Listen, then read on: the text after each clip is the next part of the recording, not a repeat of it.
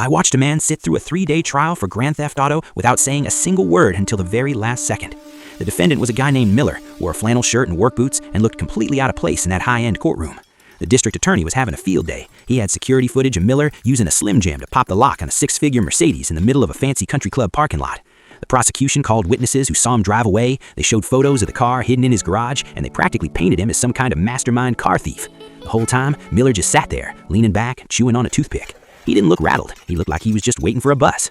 Finally, the defense lawyer stands up. He doesn't call any experts, no flashy exhibits. He just calls Miller to the stand. "Mr. Miller," the lawyer says, "did you break into that vehicle?" "Yep," Miller replies, his voice as steady as a rock. The courtroom gasped. The DA was grinning like he just won the lottery. "And why did you do that?" the lawyer asks. Miller leaned into the mic and says, "Because my daughter locked her inhaler inside, and I'd misplaced my spare key. It's hard to get a locksmith out to the valley on a Sunday afternoon." The DA jumps up. "This is ridiculous. That car is registered to a Miller Enterprises, a shell company."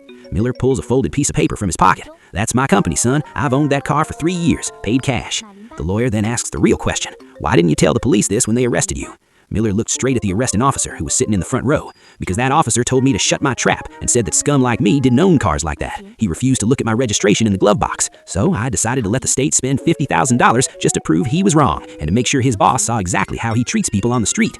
The DA's face went from red to white to a sickly shade of gray.